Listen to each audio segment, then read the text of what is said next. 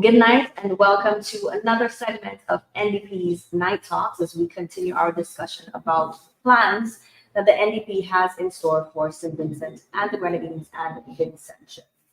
We are going to take a special look tonight about their plans for young people in particular. So make sure that you like and share this link. We welcome anybody, and we also welcome your comments and your questions. So you can go ahead and put those in the comment section, because our guest tonight, I know he definitely will not have an issue communicating his plans and the plans of the NDP to you and answering any questions that you may have. He is no stranger to our program. He's been here with us before. Join me as I welcome the MP for West Kingstown. With me tonight for NDP Night Talks is Mr. Daniel Cummins. Welcome back. Thank you very much. Good to be here and good to be back after a little break. I haven't been out of the country for a while. Okay. And I know that you would want to say goodnight to our audience who is joining us live right now. So I'll give you the opportunity to do that. Again, thank you so very much. It's a unique opportunity for us to interact with the people of this country. And I speak specifically of the people of West Kingstown, but of all the people of St. Vincent and the Grenadines, because we are in a common boat with the same problems facing each constituency. And the New Democratic Party is on a path to correct the very many ills that as a people we feel in St. Vincent and the Grenadines. So it's a privilege to be having this opportunity to interact with the people of this country. Of course. And I'm happy that you mentioned the ills, because as I mentioned, we're going to try to get into a bit of what we can expect from the NDP for young people. But before we go there, I would just like to hear your perspective on some of the issues that young people are currently facing under the current administration. Again, thank you so very much. I always say to people, when I speak about young people, I speak from a perspective of having interacted with young people on a daily basis, particularly in my own constituency of West Kingstown. People have a way of bringing their issues to me. And I find that unlike the thinking of a number of seniors, that the young people lack direction and lack purpose, the young people are very clear on what the problems are in this country and how they think the country should be going. So I get from them on a regular basis the main issues that confront them. As a parliamentary representative, there is no question about it. And particularly in West Kingstown, and as I said, it applies across the country. The number one concern of all the young people in this country is the joblessness. And with joblessness comes a level of hopelessness. Far too many of our young people, with something like 40%, are unemployed. And what makes that worse is that even the few who are employed, a lot of them are underemployed. And we need to put the context of this unemployment in focus, because here in St. Vincent and the Grenadines, unfortunately, it's not just the joblessness. Even you have a job as a young person, the level of pay is the worst in the OECS. The cost of living is the highest. And on top of that, you have all the attendant problems of crime, etc., etc. So you have a population that is bewildered, bereft of leadership and opportunities. The positive in all of this for me is that the vast majority of these young people are always keen. The first thing they will say to me, look, boss, I really don't care what kind of work it is, I just want something to do. I just want to be able to get up in the morning and go and do something and present, put food on the table from a kid, be able to send my child to school. This is the ambition of all of the young people. None of them is saying to me, I need you to give me something as a handout. They're all seeking for an opportunity to be employed, to be responsible adults, and to live normal lives. And the complaint is there aren't enough jobs going around. As a simple example, in West Kingstown, you have that massive project construction port, and very few, very, very, very few young people have found employment on that project from the West Kingstown area. And even when they are employed, the conditions of work are not the ideal. The rate of pay is not satisfactory. Sometimes it takes them a very long time even to get the small pay that is coming to them. So the world of work for young people in St. Vincent and the Grenadines is a living nightmare. It is bad. And as I said, I don't know. You hear figures going around by the government of all kinds of weird figures, quite literally. But it speaks to the fact that they're really not, they don't have their ears and eyes on the ground. They're not in touch with reality. You don't have to be a politician. You just go through any of the communities in Kingston. You find the young people just gathering around some liming spot, talking, nothing to do, sunrise to sunset. And unfortunately, this is one of the contributor to a level of criminal activity, because everybody knows the devil finds work by idle hands.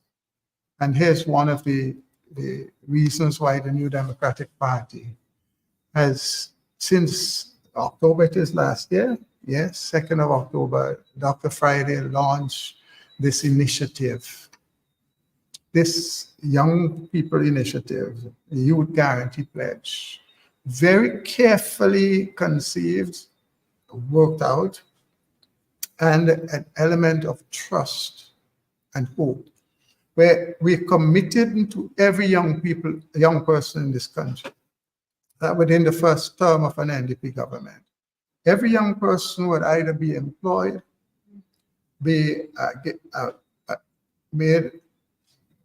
get access to training, is in training, or is on an apprenticeship program where you can acquire additional skills to allow you to get a job. This Youth Guarantee Pledge is something that Dr. Friday and his entire team has focused on very deliberately.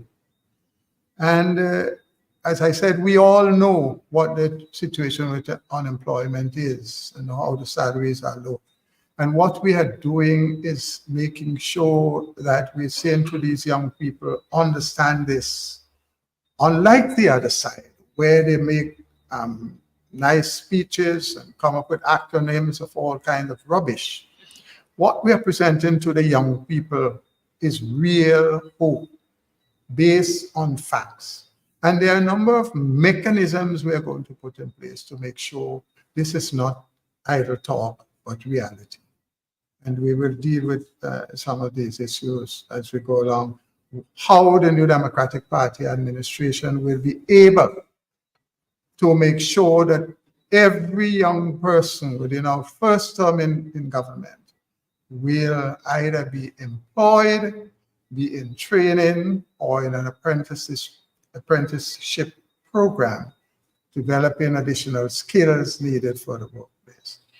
Again, a government that understands development and a government that cares about the people makes certain that the training and development of the people is dovetailed with the development plans of the country. Our listeners and viewers will know that we in the New Democratic Party have identified 4 vital pillars of our economy: tourism, agriculture, the blue economy, and the new economy. These pillars are critical to getting our economy going. But it's more than just mountain things. If you take each one of these pillars, we have to focus on doing things differently. We have to get our people involved in all that the country has to offer. If you take tourism as an example, building an airport is an important first step in developing a tourism product. Building hotels is another important step.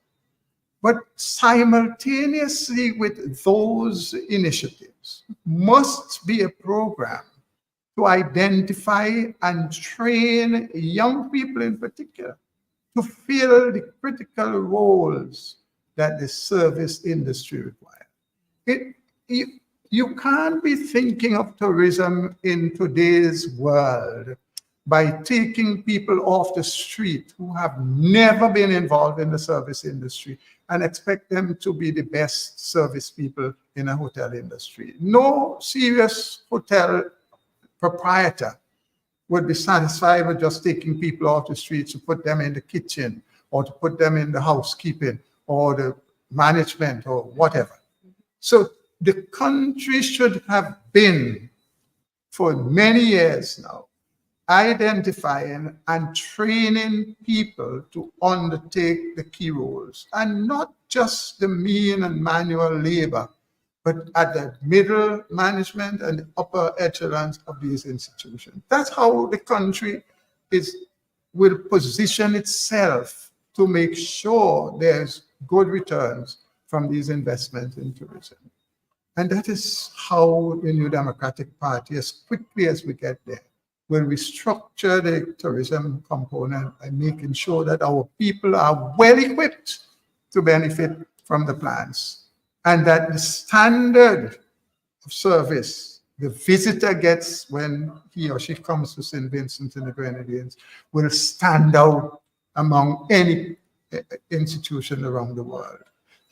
You know, Vincentians are known to reach the highest levels wherever they go.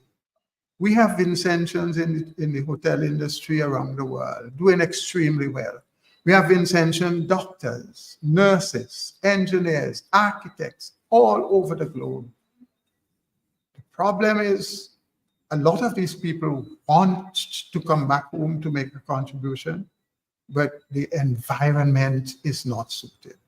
And the New Democratic Party is going to create an environment where a Vincentian who has worked overseas in whatever field of endeavor and has amassed a certain amount of wealth, wants to come back and be part of the development of our homeland, we will create the smoothest opportunities, the seamless passage for those persons to come back, start their business, have the necessary tax incentives and breaks to get them going, assistance with training of the people to work with them, just making it a haven for young entrepreneurs who want to invest in St. Vincent and the Grenadines.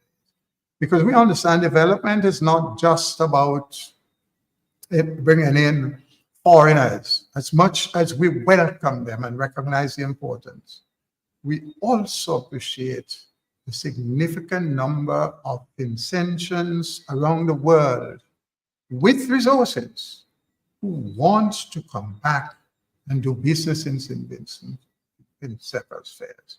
But it's just a few of the areas that the New Democratic Party would create opportunities. You see, we've said this before, and it needs repeating. A lot of young businesses are fledgling.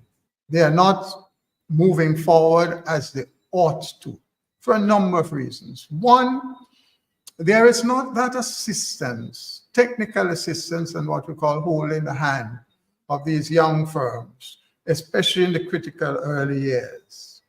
The Labor Department is more of an obstacle than an assistance to a young company.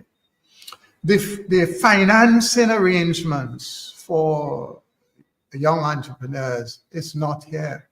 You can't expect that any person, any young person, will go to a regular commercial bank for a loan to start a business and expect that would work. To begin with, the terms are so stringent. You literally have to have the same amount of money in your bank book that you want to borrow. And you have to pay it back at such a high interest rate. And that is why the New Democratic Party has said, we will bring back a proper development bank. And that development bank will make funding available to people who want to become involved in business in this country. That bank will provide the technical assistance that the people need, both in setting the business up and support in keeping it going. Soft loans are terms that would enable them, especially in the beginning, to buffer some of the setbacks, because anybody who has been involved in setting up a business understands, it takes a number of years before you start. Profits.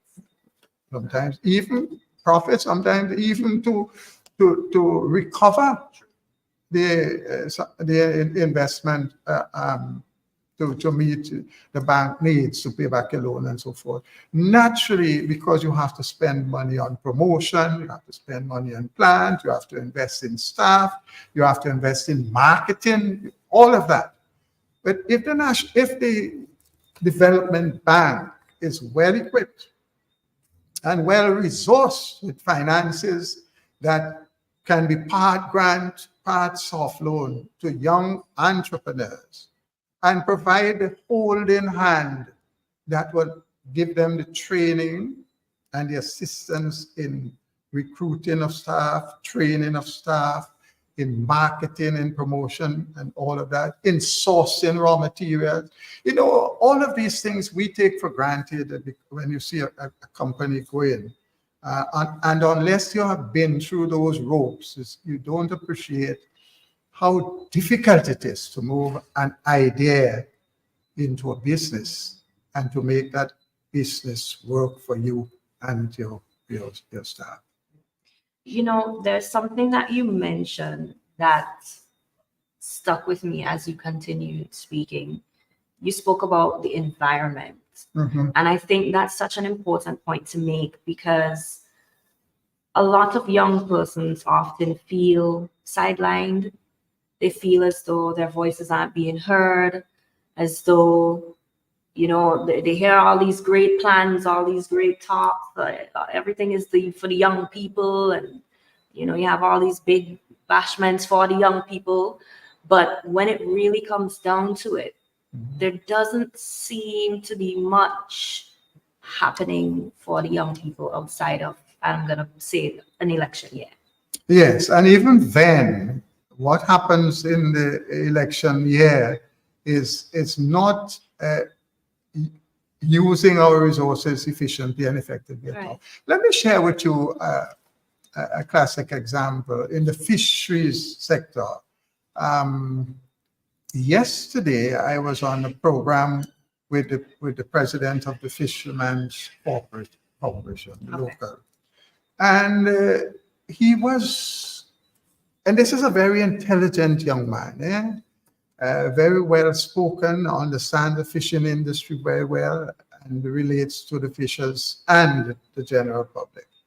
And here you have the government agency responsible for the fish market is comprised of a board, mainly retired persons. And as president of the Fishermen's Corp, he took the time out to pen a letter to the Prime Minister and to the chairman of the board that oversees the fish market and so forth, and other people, with a simple request, asking that a representative of the fisher folks organization be included as a member of the board. What do you think happened? They have not even acknowledged receipt of the letter from the fisher folk. Now tell me, when we talk about environment, this is part of what we're talking about. If people belong to an industry and they do not even have an opportunity to have a voice in how the industry is to be run, how can they have confidence in those taking decisions? And that is why, for example, the government agency decided some time ago to increase the fees that the fisher folk must pay to the market, the fish market, from, oh good heavens, it is from 10 cents to 25 cents. That is 150% increase one time, from 10% to 25%. 150% increase. No discussion, no dialogue. Take it or leave it. You must pay. If you don't pay, you can't bring your fish here. Now, those are the kinds of things that make people wonder. So wait, I come to you and I say, the fuel is getting higher and higher and higher. And sometimes I go out and I fish and I may come in almost empty. Sometimes I may get a lot of cash. I asked you to give us a break on the fuel. Remember, when you pay for fuel, government taxes is sometimes the main charge, the main component of your fee. So the fisher folk rightly requested the government to give them a break, cut off some of the taxes on the fuel so that they could ease up the cost to the people who are buying fish. They say, no, you increase your price. That is the kind of environment we're talking about. If you want the fishing industry to thrive, then you have to dialogue with the people who go out and fish. These are the people who leave their family, sometimes days and nights, on little pirogue, go out, take the big risk of bringing back the vital protein to feed the population. And everybody knows fish is the best thing you can use, as opposed to chicken and pork and so forth.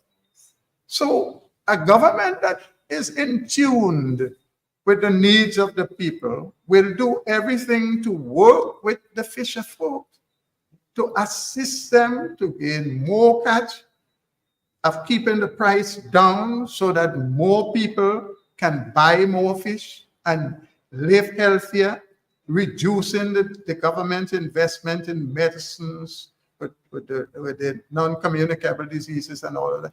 This is it. When we talk about the environment, sometimes people think that we're simply talking about just the physical environment of the clean air and the clean rivers and so forth.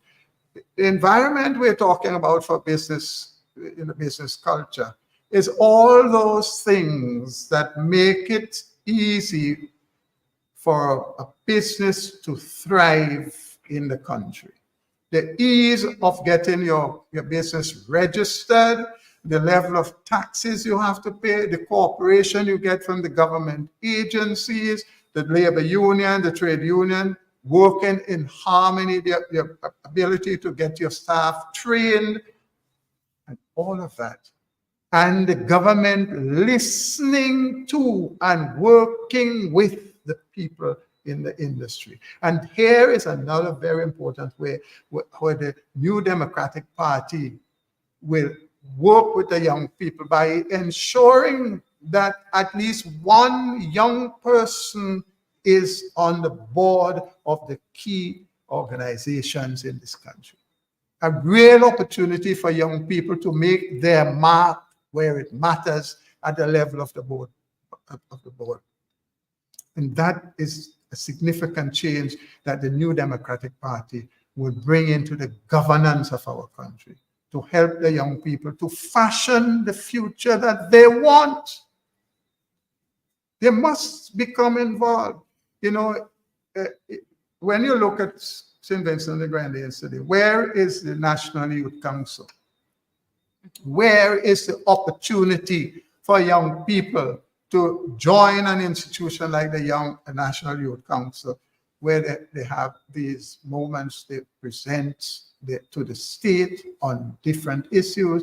When there's a bit of legislation, for example, the young people through that organization have an opportunity to study the draft bill and make serious recommendations. When there's an industry coming, whenever the young people have a right to become involved in the life of the country. And it is best done through recognized organizations and institutions that afford them the opportunity to be trained. You're too young to know that there are so many past presidents of the National Youth Council. But I've heard about it, and Yes. only great things. Yes, Only great who have things. gone Yeah. on to fill Yeah. major roles, including parliamentarians and ministers of government. It's a unique opportunity, but all of the key institutions of this country were destroyed under this so-called government.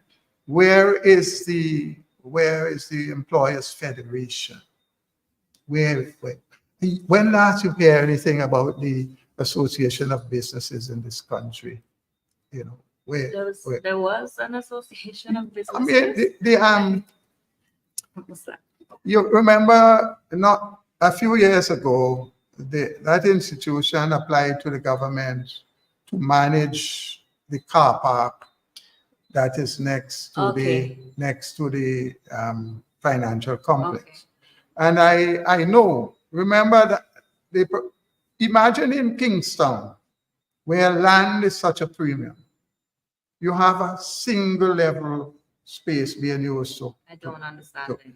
the proposal put before this government, was to build a multi-layer car park in Kingstown. But they rejected it because why? Their crony got an opportunity to make money off a parking facility that's extremely limited, inefficient, and utilizing prime estate at one level, grossly inefficient. These are the kinds of things that hold our country back. There is no good reason why prime estate, as in on the reclamation site in Kingstown, must be used for a single level car park. Anybody who understands basic development knows that the construction of a multi-level car park is a far more efficient use of that space. But no, their objective is to get their people to milk an easy project, and no development on the site has taken place all these years. So that's all part of the environment. And when you do these things, you muddy the water, because I keep saying there is nothing a government can do in this country that will not be known to the rest of the world. So I am an investor, and I want to come to St. Vincent to invest. I simply go on the net and I pull up all the information about how stupid the government is, how they treat anybody who doesn't support them politically, how people find their bank accounts being garnished on some prompt up tax charges, income tax charges. These things send a signal to would-be investors that this is not a safe environment in which to invest your money. People invest their money, in case of intentions abroad, one, they love the country, and two, they want to come back home. But the most important thing is that they want to be able to make a profit. And to be able to make a profit, you must be functioning in an environment that is fair and above board. And certainly in this country, there's nothing coming out of the government that can give anyone the impression that if your politics is diagonally opposed to theirs, you will be able to do business in this country. That is a horrible environment for which anybody would be doing business. And that is one of the reasons why we are so stagnated. That's why you're having business falling apart. That's why even the businesses that have the potential are not expanding, because people have recognized the risk of putting your money into any business in this country with these rogues in charge of the government. That is the problem. And Mr. Cummins, it's so interesting because this is the era of social media. That's where we are right now. And in my opinion, my very humble opinion, I think that especially in terms of tourism, young people are the ones that are responsible for a lot of the recognition that St. Vincent and the Grenadines is getting now. They are the ones that are creating these, interesting reels on whether it be Instagram and sharing content and doing content creation. And they're really exposing us to a different world that we have never been able to tap into. And I often wonder, well, what is the government doing with this? What is it that is being done with these people who are doing so much for St. Vincent? Because they're just doing it for content creation for themselves. But they're actually still doing a lot for St. Vincent, in essence, through doing something that they're just doing for fun. As you speak, I am smiling because even in the entertainment industry, when you look at the people who represent us at any international forum, you realize there's one criterion that determines. That is your politics, not your skills and ability. Your politics. And listen, there's a saying, when rain falls, it falls on all the houses. Vincentians of all walks of life have immense talents and skills. If you are going to select people solely based on their family's connection to the ruling party, you're not just taking a segment of the population. You're likely to leave out the very best people, because everybody knows the vast majority of the people of this country support the New Democratic Party. And if you're going to use party lines to select people to get involved in any enterprise, it means that you're stagnating the country, and at best, you're getting a very small portion of the real talents of this country. And this is not a joke. The criteria for selecting people to become involved in and this is what we talk about as the new economy. In the world today, a young person sitting at a computer here in St. Vincent and the Grenadines could do a multi-billion-dollar business and have clients on the remotest part of the world. That is a simple reality. And as I started out by pointing out how talented our young people are, what the people want is just an opportunity to show the skills and use those talents to creative value-adding businesses. But the environment in the country, if you're going to just wait, let people scrunt for 5 years, and a few months before an election, you put out something. You want me to give you an example? The criminal thing they call crime. It's really criminal. Why I say this? They wait until just before the last election, selecting people to grant them money to do business. Clearly, they didn't have enough time to scrutinize and select the proposals that have a chance. Since election, there has been little or no follow-up with these people, even to find out if they use the money as prescribed and if the business is surviving. But I guarantee you, just before the next election, they will come back and offer some more prime.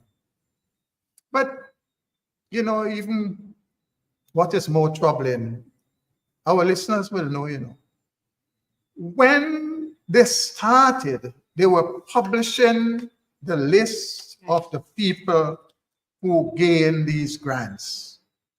But the public started seeing, oh, this one is the son of Mr. So-and-so, who is the driver for the prime minister, or Mr. So-and-so, who is the daughter of a minister. You know what they decided? No more. You wouldn't know who getting this prime. We're keeping it secret. Now tell me, Vincentians, if that is a government that is serious about helping people, won't you be proud to announce who are the winners and to demonstrate the process involved in selecting the people, the criteria you use, and then to show how these people have used the money to make everybody understand that this is something real? But when you decide you are no longer publishing, what you're saying to us is that this is a party political thing. It is we business. It ain't had nothing to do with you. Keep your damn mouth shut. None of all this. How can we expect the country to benefit from that? You just give people money. You don't follow up to know if they spend it the way they said they're going to spend it, if they actually have a business. But all you want to do is to make sure that person don't vote for you. And now that is what we're talking about. That's not how you do business. That's not how a country grows. We need to have a mechanism for identifying people, giving them additional training, giving them support, and giving them a jump start, holding the hand for a while, so that they can then develop their program and employ more people. That's what it is about. In an open, transparent way. So everybody pick me must have an equal opportunity. That's how, when you talk about open transparency, this government doesn't understand the first thing. If they decide they're no longer telling us who the people are, what you have to ask yourself? They're shame. They are so ashamed to tell us who the people are. And the criteria is so bogus that they decide, we're keeping it secret. That has to change. An NDP government will not function like that. Any program, any project must afford every young person in this country an equal opportunity. And I am so honored to be part of a team led by Dr. Friday that believes in these fundamental values of equality, justice for all. That is what it is about. And Mr. Collins, I want us to say goodnight to some of the viewers. Let me just give them a quick shout out. Let's see what they're saying. You can add if there's anything you want to add to some of the comments that are being made. So we want to say goodnight to Jeff Garraway, Patricia Williams. Good night, Patricia. We've got, who else do we have here? Mikey Brown, he's watching as well. Madeline Ross, let me try to get a comment here. Hanniford says, I'm getting ready to return and invest and start my business. And Mikey says, there's no sustainable development without a local foundation. Correct. We also have a comment from Winston. Good night to you. He says, has social media been monetized as yet in SVG? There's good money to be made by content creators. Correct. Mikey also says, when I was much younger, we had so much banks in SVG and many are gone now. That is SVG Economies under Ralph Gonsalves and the ULP for you. Yes, I was speaking earlier about the Chamber of Industry and Commerce that made this proposal for the car park and so on. But you don't hear much about the organizations like this and the Employers Federation. These institutions are pillars in our economic development. And, you know, unfortunately, everything since this regime has come to power is seen in colors. The whole country is divided in colors, and that is so unfortunate. In years gone by, elections here, you put on your colors and so forth. After the election, the community comes back to one. I yearn for the day when we will come back to that kind of thing. Today's society, you put on a red tie and go into town, and everybody says, "Hey, you're on labor." Even just red lipstick. I'm telling you, It is. I had my fair share. Now, how ridiculous! How can we prosper as a people when everything must be seen through the eyes of which political party you support? That rubbish has to go. This plague of a government has to go. And our country must be able to breathe again. Young people must feel free to participate fully in the development of our country. And the New Democratic Party promises that. There are several things we will do to make that work. We speak earlier about, I don't know if I mentioned the TVET. No. And the Center of Excellence, technical and vocational training. This is something that I generally don't like to venture into because it is on my heart and soul. My whole background is in technical training. I keep telling people I've never done A-levels or CAPE as it is called now. I went to technical college instead. And I went to the University of Guyana where I did a technician level diploma program before I went on to engineering. So I understand clearly about technical training and education because I am trained at the level of the craft, where I'm a licensed electrician. I'm trained at the level of the technician, where I've learned to do land surveying and soils mechanics and related matter. And at the engineering level with hydraulics and all of the works, particularly as it relates to water. So I fully understand the stages in the technical development.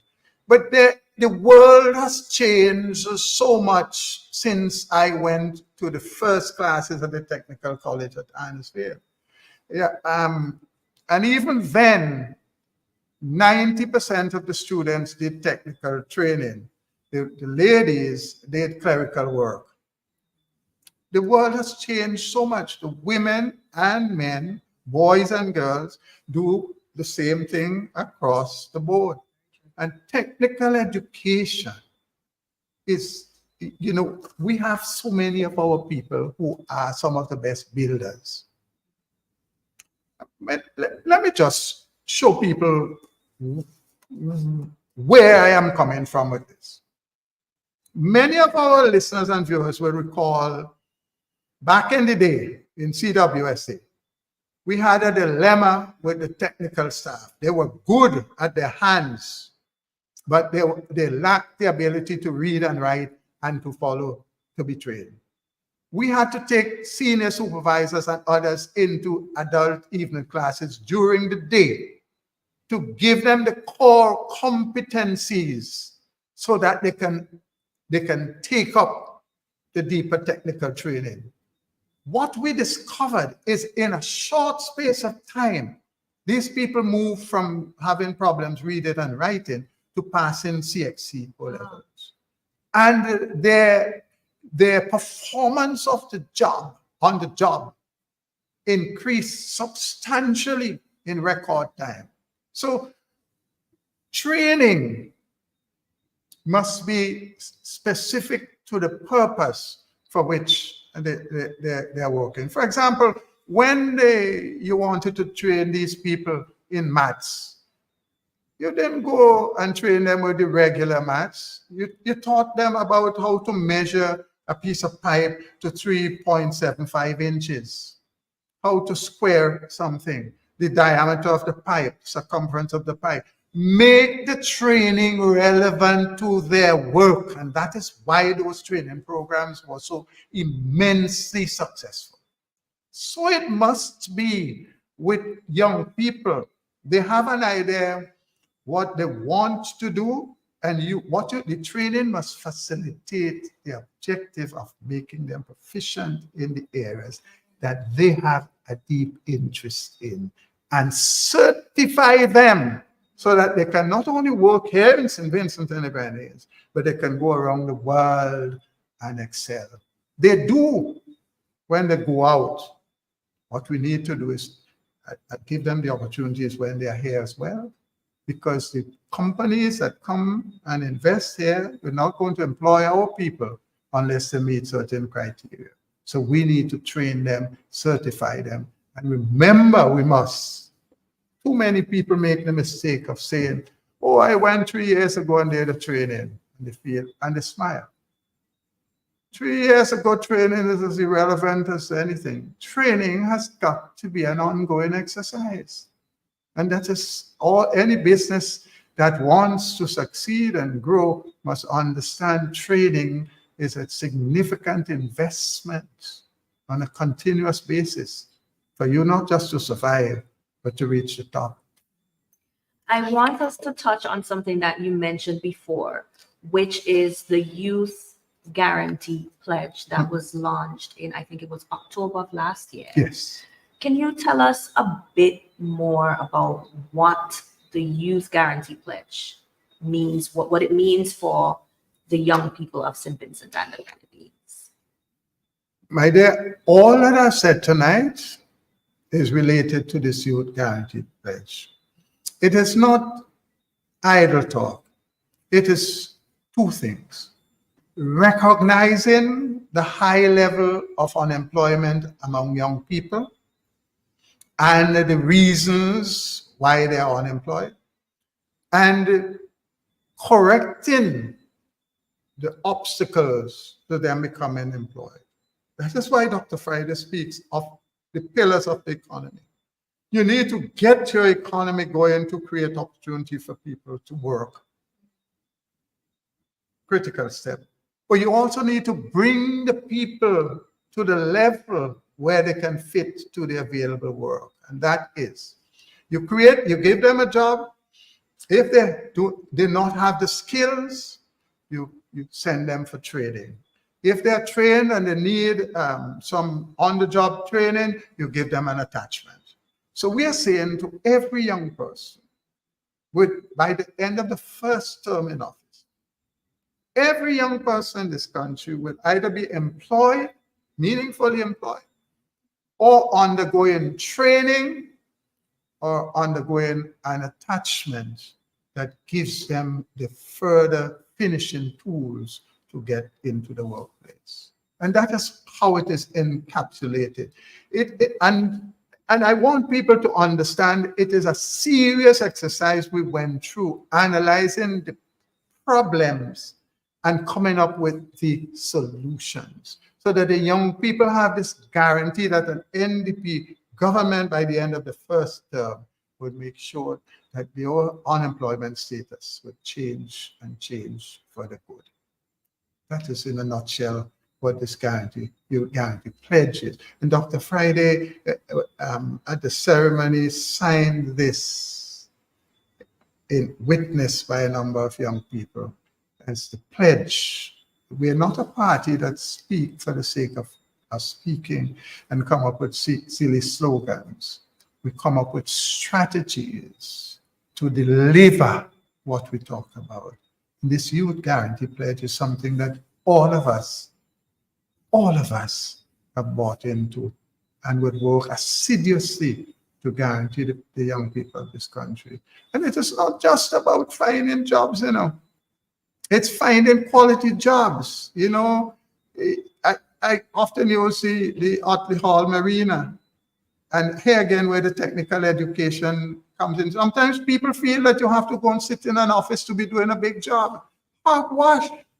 Using your hands in technical skills nowadays is far more productive, far more enjoyable, and pays a whole lot more than most clerical work. I'm not throwing cold water on clerical work. They're all important components, but the world of work today is far different from what it was 10, 15 years ago. And our society needs to recognize that and prepare our people to benefit from the areas where the work is. You know, long ago, nobody wanted to dirty up the clothes to be a mechanic. But nowadays, if you travel outside of St. Vincent, a mechanic shop is a sophisticated place. You drive in your car, you connect it up to the system and tell you need this, that, and you come out brand new. That's where the technology is, you know? So our people need to be trained to understand and appreciate how the world has evolved and how your training, you go and learn science, math, physics, chemistry, biology, all of that. You need to ask yourself, how is that useful to me in the world of work? And usually maths is most of the world of work today. You need to have a good understanding of math. But you need to look more carefully at how you're going to apply that in the world of work. And even the training in the maths and so on, it need to, if the students are shown early how learning this kind of maths can create opportunities for them, they will jump at it 100%. I share personal experience. My wife may be angry with me. Oh boy. But yes. My stepdaughter went through high school here. She's now in the US. She's completing a second degree. But she had a fear of mathematics, a real fear of mathematics. She was very good at the language arts and so forth. And I sat her down one day and I said to her, let's listen to me. No matter how hard you work in this English language thing, the most you could get is about 82, 83, 84. Do you know that in maths, once you understand the principle, if you get the sum wrong, you could come out with 100%, you know, once you show that you have the principle right. And she looked at me. You know, from that, her whole approach towards maths, and she ended up getting a distinction in maths at CXC. The mind has a lot to do with how people see things. So I'm saying in all of the training, we need to help the children, the young people to understand how this training is usable, how it can help you in the world of work. The technical training must be related to job opportunities in the society. And people need to understand it's not just about going and looking for a job, but acquiring the skill and using it to provide a service that you could start a company on your own. That is a revolution in the training that the New Democratic Party will bring to the young people of this country. And that's all part of the environment to get people alive once the economy is moving, because no matter what the skills you have and you provide good service, goods and service, if the people can't pay for it, you're wasting time. So get the economy going, train and develop the people, create the environment, start up the business, hold their hands, support them, and watch them fly. And we are winding down. It always feels like it was 5 minutes. I thought we just finished the first quarter. No, we're actually winding down. So I just want to give you an opportunity to say any final words to our viewers who've been with us tonight. Well, thank you very much. I just want our people to understand St. Vincent and the Grenadines is in the throes of a quagmire. Economically, crimes, spiritually, it's as if somebody put hands on us. But the New Democratic Party is about hope. Dr. Friday and his team, which is building every day with the recruitment of very competent persons who are committed to developing this country. Our journey, our purpose is people-focused, people-centered. We understand that everybody must have an equal opportunity. And I keep telling people, if you look at the members of our party, we are fashioned by those experiences. And I always use my beloved CWSA as an example of what can be achieved when we use those principles of equality and justice.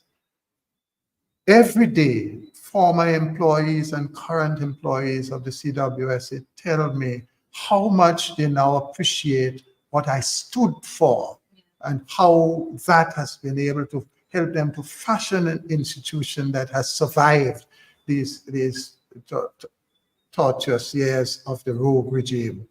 And it's a glaring example of what is possible when you level the playing field and create opportunities for everybody, regardless of where you come from in society or your political persuasion. You perform well, you're recognized. You don't, and you misbehave, you're punished. And no party, no politics could save you from that. When you do the service to the population, it must be irrespective of their politics. That is the St. Vincent and the Grenadines we want to engender again, and we can't wait for the chance. Thank you so much for joining us. I want to say thank you so much as well to the viewers. We have a number of persons joining us in the later half. Alicia, Hanniford, Glenroy, Wayne. Wayne says, I love listening to this man. Not all talk, but action. Beautiful waterman. I guess that's might become your new nickname, waterman. Oh, that's what they named me for some time. Oh, okay, all right. Well, there we go. Thank you so much for joining us, and we're looking forward to having you on our next segment of NDP Night Talks. We wish you a good night.